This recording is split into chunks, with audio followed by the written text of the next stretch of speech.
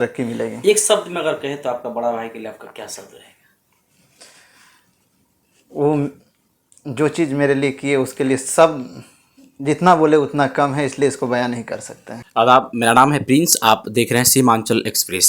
इस वक्त मेरे साथ मौजूद है एमआर हॉस्पिटल के डायरेक्टर डॉक्टर रफ़ीक आलम जी। पहले स्वागत है सीमांचल एक्सप्रेस में आपका। सबसे पहले मैं शुक्रिया अदा करता हूँ आपका और आपके सीमांचल एक्सप्रेस का कि आप किशनगंज से चल के पटना आए और लोगों तक बात को पहुँचा रहे हैं मेरी, उस कदर हमको समझे, बहुत बहुत शुक्रिया आपका। वहाँ से उठ के यहाँ तक आना कितना संघर्ष रहा सर? देखिए, सबसे पहला चीज़ है कि मैं एक नॉर्मल फैमिली से, मजदूर क्लास की फैमिली से बिलोंग करता हूँ। आप लोग भी जानते हैं, आप उससे अछूते नहीं हैं कि हमको फैमिली बैकग्राउंड को नहीं जान रहे हैं। और मेरा एजुकेशन जो है गवर्नमेंट स्कूल से ही स्टार्ट हुई और गवर्नमेंट स्कूल से फिर अपने मेहनत में यहाँ के मेडिकल किए पटना से। उसके बाद हम चाहते तो अपने डिस्ट्रिक्ट में भी जा सकते थे, जो डिस्ट्रिक्ट में जाके सेवा कर सकते थे, वहाँ प्रैक्टिस कर सकते थे और अपना रोजी रोटी चल सकता था। लेकिन जो पढ़ाई के दौरान पटना में जो चीज़ देखे, बहुत सारे पेशेंट यहाँ पे आए और मिलना जुलना लगा हुआ रहता था, कभी आईजीएमएस कभी पीएमसीएच, और उन लोगों की स्थिति को देख के लगा कि हमको पटना में कुछ करना चाहिए। पहला तो चीज़ है कि आईजीएमएस में आने के बाद हमारे यहाँ इतना एजुकेशन की कमी है कि सबसे पहला चीज़ क्या है ना कि उसको इस समझ में नहीं आता था कि हम इलाज कैसे कराएं। 10 दिन 15 दिन 20 दिन आईजीएमएस में बाहर घूमते फिरते फिर से घर चले जाते थे, बोलता मेरा इलाज नहीं होने वाला है। उनको समझ में नहीं आ रहा था जो कैसे कराएं, कौन डॉक्टर के पास जाएं, किस विभाग में जाएं, कुछ भी नहीं समझ में आता था। फाइनली लगा कि हमारे एरिया के लोगों के लिए कुछ ऐसा सुविधा दे जो अपने लोगों से आके मिले, हर चीज़ को हम मार्गदर्शन कर पाएँ और कुछ अच्छा कर पाएँ। और इसी तरह हमने बहुत छोटा सा हॉस्पिटल का शुरुआत किया यहाँ पे और अल्लाह का करम है, अल्हम्दुलिल्लाह आज 100 बेड्स का मल्टी स्पेशलिटी हॉस्पिटल यहाँ पे है। और इस एरिया में ही नहीं, पूरे बिहार में इनका नाम है।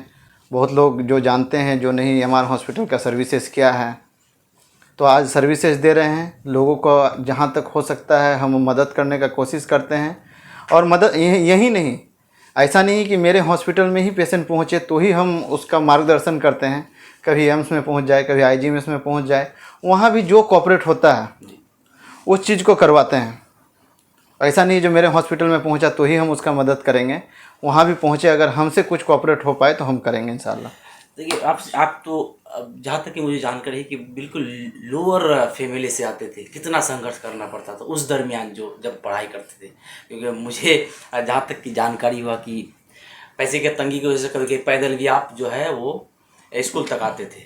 देखिए, सबसे पहला चीज़ है ना कि जो कुछ करना रहता है वो बहुत अपर फैमिली से नहीं आता है। इस चीज़ को ध्यान रखिएगा कि जो करने वाला होता है ना उसी तरह लोअर फैमिली से ही आता है। अब एपीजे अब्दुल कलाम का उदाहरण ले सकते हैं आज के डेट पे। इसीलिए किसी को इस चीज़ को नहीं सोचे जो हम किस क्लास में थे, मजदूर क्लास में थे, मेरे पास ऐसी तंगी थी वैसी तंगी थी। सिर्फ एक दिल में ठान ले कि हमको कुछ करना है, वो जज्बात होना चाहिए। आप कर सकते हैं और जो फील्ड में चाहें आप कर सकते हैं, कोई भी चीज़ असंभव नहीं होता है। इसके पीछे जो है सबसे ज़्यादा श्रेय अगर किसको जाता है तो किनको जाता है? देखिए, अगर हम बोले तो मेरे घर वाले जो है, मेरे अब्बू और मेरे बड़े भाई, मेरे मार्गदर्शन गुरु और जो शिक्षक हैं अपने स्कूल के, आज शायद हमको सुन रहे होंगे, सुनेंगे, महफूज आलम। लंबे समय से मुलाकात नहीं हुई है लेकिन दिली ख्वाहिश से कभी हम मिले। वो हमको मार्गदर्शन प्राइमरी स्कूल से ही करते रहते थे और हमको बोलने के लिए प्रेरित करते थे। स्कूल टाइम में हम बोलते बहुत कम थे। आज के ज़माने में भाई को कोई पढ़ाना जल्दी नहीं चाहता है। तक की जानकारी है कि आपका बड़ा भाई जो आपका बहुत समर्थन किया है या फिर सपोर्ट किया कि कम से कम कुछ बन जाइए? देखिए, सबसे कमी अगर है तो एजुकेशन का ही कमी है, जो भाई को नहीं पढ़ाना चाहता है। हम तो बोलते हैं कि भाई को ही नहीं, पूरे समाज को आप एजुकेशन दीजिए। भाई के साथ साथ पूरे समाज को आगे बढ़ाइए। आप ये सोच के नहीं बढ़ाइए कि वो मेरे लिए कुछ करे, तभी हम कुछ करेंगे।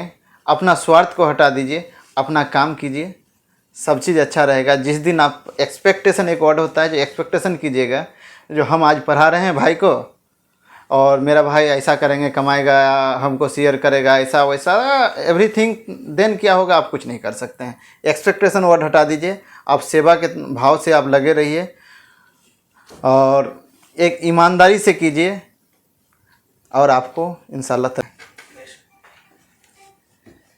दूसरी बात है कि पढ़ाई समाज उन्नति को कैसे जाए, जैसे कि आप बिल्कुल सुदूर इलाके से उठ के यहाँ तक आए। देखिए, इसमें जो आप जैसे लोग हैं और जो समाज में कुछ भी डेवलप किए हैं, जो एजुकेशन के मामले में, एजुकेशन जानते हैं कि सबसे पिछड़ा डिस्ट्रिक्ट अपना किशनगंज है, तो समाज के 2-4 लोग जो भी हैं, और तो उन लोगों को चाहिए कि हम उसको बेसिक से सिर्फ उसको शिक्षा के लिए उसको स्टिमुलेट करें, और कुछ उसके लिए शिक्षा, जैसे कि है कि गांव में कुछ जैसे कि बेसिक शिक्षा हुआ, तो अब गांव में ऐसे लोग हैं कि आप अगर जाइएगा, ठीक है, तो उसको इतना ही मतलब है कि हमको कमाना खाना, उससे ज़्यादा कुछ मतलब ही नहीं है। हम मजदूरी करेंगे, खाएंगे पिएंगे, तो उसको शिक्षा का महत्व को समझाने की ज़रूरत है। कर तो सब सकता है। कुछ उदाहरण, जैसे डॉक्टर APJ अब्दुल कलाम क्या थे कि नहीं पता है गांव के लोग को, और अब मान के चलिए कि आप क्या कर रहे हैं, आप अपना उदाहरण दीजिए।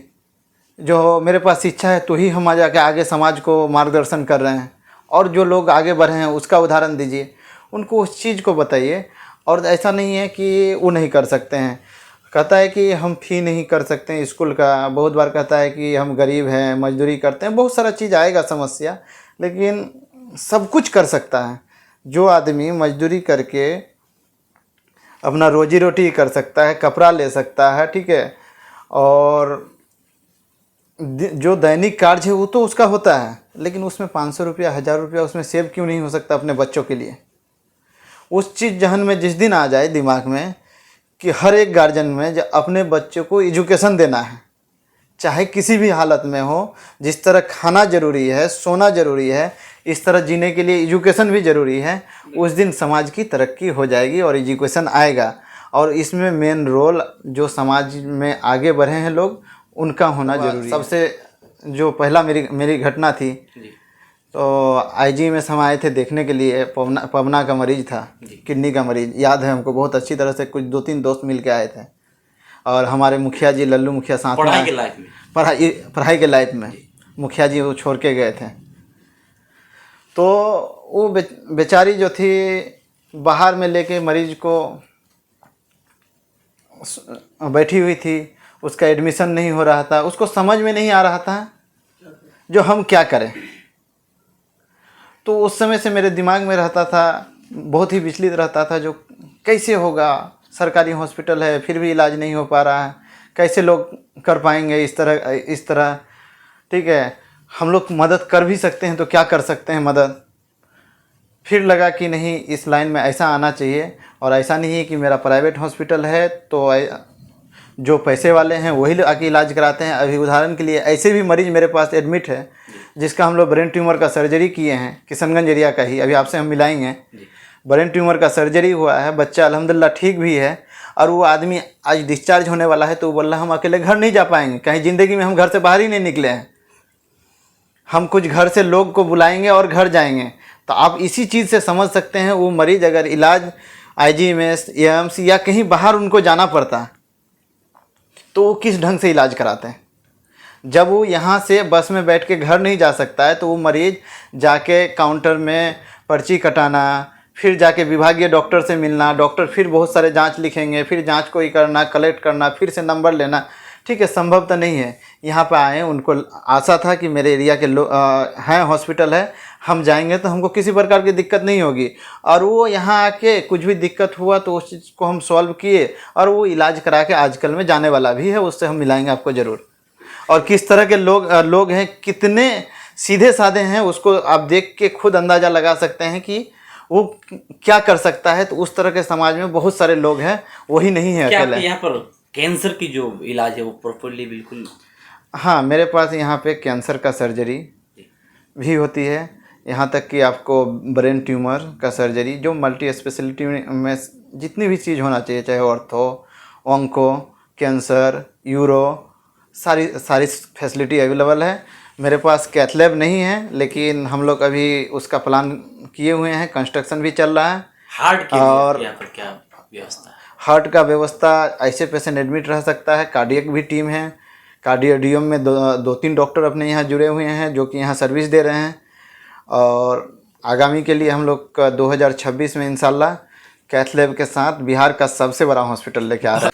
हाई स्कूल यहाँ पर शायद कि पवाखाली से हुई है? हाँ, हाई स्कूल की पढ़ाई पवाखाली से हुई। किशनगंज से ही पढ़ाई की? किशनगंज में मेरी एडमिशन हुई थी, लेकिन कुछ इकोनॉमिकल तंगी के कारण हम किशनगंज बहुत दिन नहीं रह पाए थे। अल्लाह का करम था, जिस समय इंटर भी किए उस समय अपने ग्रुप में सबसे अच्छा मार्क्स, ठीक है। वो उस समय रिजल्ट बहुत ख़राब था, 3-4 स्टूडेंट ही फर्स्ट डिवीजन किए थे, उनमें से मेरा भी नाम था। अल्लाह का बहुत बड़ा शुक्र है, तरक्की मिलेगी। एक शब्द में अगर कहें तो आपका बड़ा भाई के लिए आपका क्या शब्द रहेगा? वो जो चीज़ मेरे लिए किए उसके लिए सब जितना बोले उतना कम है, इसलिए इसको बयान नहीं कर सकते हैं। अच्छा, इलाके के युवा को क्या संदेश देना चाहेंगे जो पढ़ना चाहते हैं? देखिए, युवा को हम यही संदेश देना चाहेंगे कि अगर आप पढ़ाई करना चाहते हैं और सोचना भी चाहिए एजुकेशन के लिए, युवा के साथ साथ उनके गार्जियन का भी भागीदारी है कि उनको हम एजुकेशन दें। पढ़ाई का कोई एज नहीं होता है। पहला चीज़, हर एक दिन इंसान को कुछ न कुछ सीखते रहना चाहिए। ऐसा नहीं है कि हम ये ज़्यादा हो गया है, एजुकेशन नहीं लिए हैं तो हम एजुकेशन नहीं ले सकते हैं। एजुकेशन का, आप अगर इकोनॉमिकली पुअर हैं तो आप सारा चीज़ को गार्जियन पे ही मत छोड़िए, आप अपने से कुछ करके भी आगे कर सकते हैं। बहुत सारे उदाहरण हैं, मेरे फ्रेंड सर्किल में भी थे, साइड से ट्यूशन पढ़ाते थे, अपना पढ़ाई का खर्च पूरा करते थे, आज अच्छा पोजीशन में हैं। आज मेरे फ्रेंड सर्किल में एक मुजफ्फर भाई किशनगंज में कोचिंग चलाते हैं, जानते होंगे, कोई कटिहार मेडिकल कॉलेज में है। तो ऐसा नहीं कि उन लोगों का इकोनॉमिकल कंडीशन बहुत अच्छा था, लेकिन उनमें जज्बात थी, सब में जज्बात था, तो जज्बात को लेके चला। और आप भी कुछ सोचे, एक चीज़ दीन और हम दुनिया दोनों की बात करेंगे, ठीक है। जो दुनियावी चीज़ के साथ साथ आप दीन को भी लेके चले, चाहे जो जिस धर्म के मानने वाले हैं, हम उसको कहेंगे कि अपने धर्म के बारे पढ़े। आज की स्थिति के हिसाब से धर्म के बारे पढ़ते कोई नहीं है, लेकिन बोलते सब हैं। इसीलिए हर एक धर्म को मानने वाले को अपना धर्म की शिक्षा होना बहुत ज़रूरी होता है। प्राइमरी काम है कि वो अपना एजुकेशन के साथ साथ अपना धर्म का शिक्षा ले, और जो अपना धर्म का शिक्षा ले, चाहे हिंदू हो या मुसलमान, सिख, ईसाई, कुछ भी हो, ठीक है, वो गलत रास्ते पे कभी नहीं जा सकता है। कहीं कोई धर्म गलत रास्ता नहीं बताता है, हर एक धर्म सच्चाई की तरफ जाने के लिए बताता है। रास्ता अलग अलग है, लेकिन सब एक ही जगह जाके मिलती है। इसलिए सही रास्ते पे हम लोग चलें, सही शिक्षा लें, और जो जिस जगह पे हैं उस जगह पे जो मेरे समाज के लोग तरक्की किए हैं, चाहे कोई नेता है या कोई शिक्षक है या कोई ब्लॉक में है, अपने अपने स्तर पे वो अपना शिक्षा को बढ़ावा दे, और सब चीज़ की तरक्की होगी। शिक्षा से ही सारी बुनियादी चीज़ जुड़ती है। Welcome to MR hospital, a super multi speciality hospital, Bailey road, Patna.